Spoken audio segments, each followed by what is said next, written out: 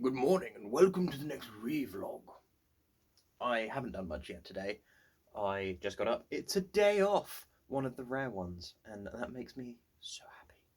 It's like a full day off. No social obligations, no work commitments, nothing. Even though I will probably be doing some work for the day job because I have a target to meet by the end of the month, which I'm nowhere near at. So, I brought that home to potentially do. But I'm not going to think about it until potentially this afternoon and whatnot. But just because it's a day off does not mean I won't be doing any work type whatsoever. One, I've noticed the beard's getting a bit thick, and I'm not sure whether I prefer it this way or whether I prefer it a bit thinner, because it looks very round. My amazing jawline is being hidden. Anyway, enough about my being vain. Um, my flat is currently a bit of a mess. I'll show you. Oh no! Why? Why is it a mess? Well, I am currently in the attempts of reducing the amount of furniture I have in here because I have 1, 2, 3, 4, 5 sets of drawers along with 2 filing cabinets, an Ottoman style box, another box, and a desk with drawers in, as well as space under my bed and 2 shelves in here. However, what I want to get is a bookshelf. Like an actual furniture, not just a shelf with books on it. Um, and so, what I'm thinking about doing is clearing out a bit of space, because I know roughly how tall it is, because my family have one that they're willing to give me, provided I can make space for it. I'd want it to be in my room, but how, where, why? The wall is not there yet. So I was thinking originally I put it on the inside of the wall, but now I have more drawers in here.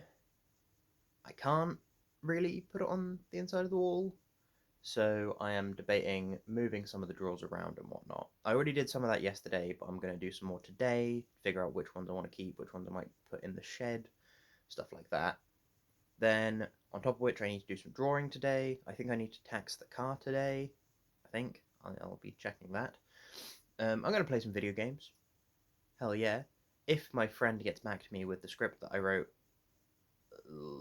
2 weeks ago, and any edits that he may want me to do, then I will do those. Yeah. Otherwise, it's just housework and rest today, which I'm a big fan of. I have recently been having ideas for a D&D campaign, but I know that I lack the time to put regular effort in towards making and running one. But I might just jot down a few of the ideas in a folder somewhere, and then that way I can come back to them potentially in the future, something like that. I've got to make sure that I've got to do a review. I know it's only the 20th today, but do like a month in review of the year, a theme of art, subfocus of sustainability. So, got to check in. How's Kung Fu doing? How's work doing? How's my other work doing? How are all of my outside of that projects doing? Has there been an improvement? Has there been a backslide? Where I think those things can come from? Stuff like that. Yeah. So lots to do, but in theory, lots of time to do it. I have opened up a video game that I'm going to play, but I'm going to try and play it on and off. And it's got like an auto travel feature, so rather than fast traveling, it can just run your character there without you having to interfere. Oftentimes that does mean dying. If you run and there are enemies in your track, then they will kill you because you're not paying attention. But that's fine, because what I'll do is I'll set it on the auto run thingo, then I will go do something, come back. If I'm dead, it does auto save periodically as you go, so then I'll do it again, and so on, and do something that won't take as long, so that way I might be able to not die in the game, hopefully. Who knows? Not me, that's for sure. But yeah, I also probably am going to move a bunch of cardboard and stuff that might be useful when it comes to the making of the wall for templates and such. Move that into spare room currently, so that it's not going to be in the way when friends visit next weekend. And I've still got some other stuff in there, like a curtain and such. Might do some measuring, because I do want to put a curtain across the midpoint of the room so I can separate like office, bedroom type stuff, but then I can still open it up to have extra floor space, so if I want to practice some kung fu or something, that's something that I'm still able to do. Yeah, so it's going to be lots of organising-y stuff today, and if possible calling someone to try and see about a permission for the wall, because I've called them and I left a voicemail, and I've emailed them, and they're just really slow. I called them and it didn't even really ring. It was like, this call may be recorded, beep, voicemail, beep. Terrible, absolutely terrible. I also made my D&D character for the next load of Rotary DM sessions that happen, because I want to have one character that is more or less dedicated to that, but I also want to keep that character canonical. So if in one of those sessions everyone dies and comes back, that's fine. If in one of those sessions, like with my last session that we had, your character dies and they are dead, they're dead.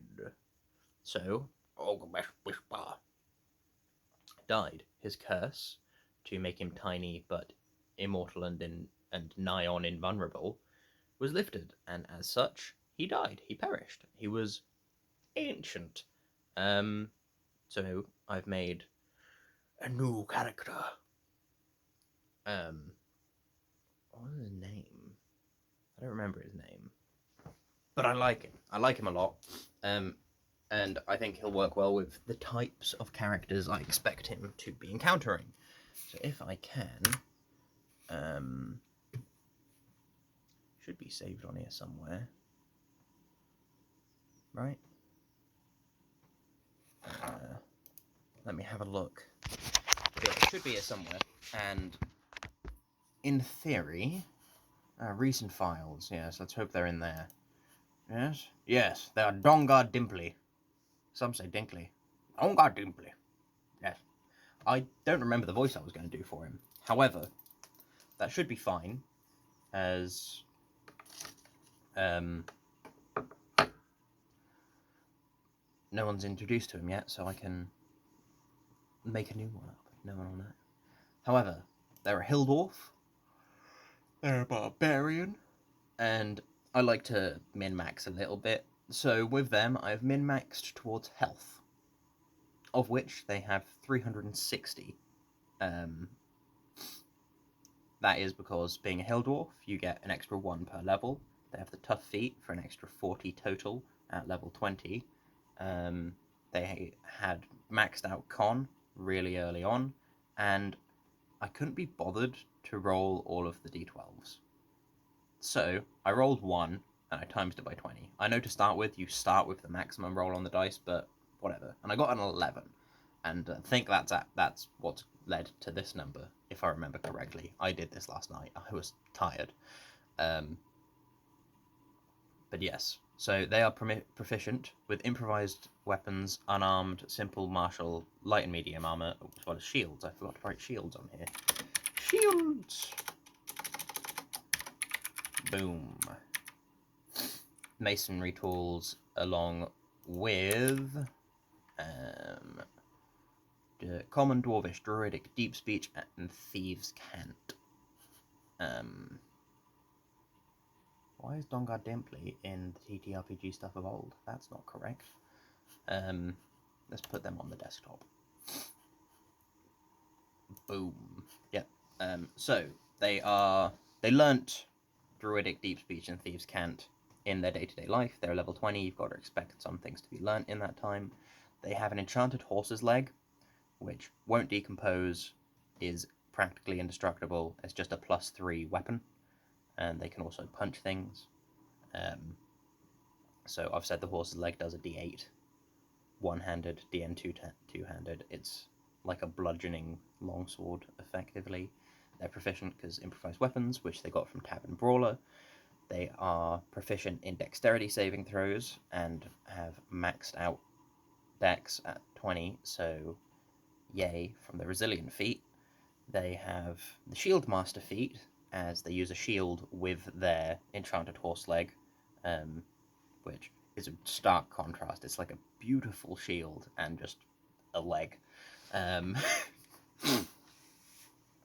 they have the shield master feat, which means, if I remember correctly, they can add the shield thing to their